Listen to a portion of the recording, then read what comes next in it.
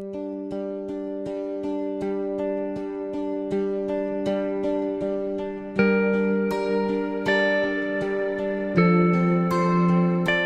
has served us from the beginning of time, sharing all her gifts and her treasures.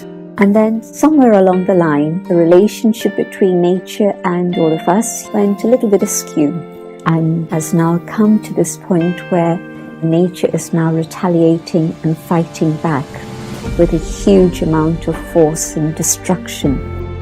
So what went wrong? May I suggest that it was loss of respect.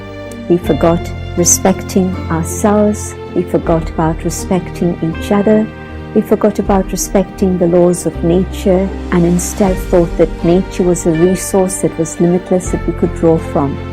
Exploitation happened, consumerism happened.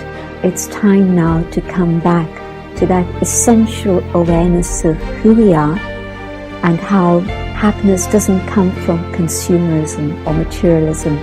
Happiness is within. And when we can see each other with that dignity and respect, treat nature with dignity,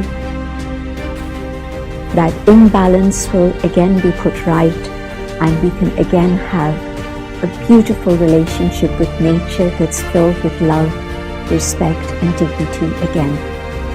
Thank you.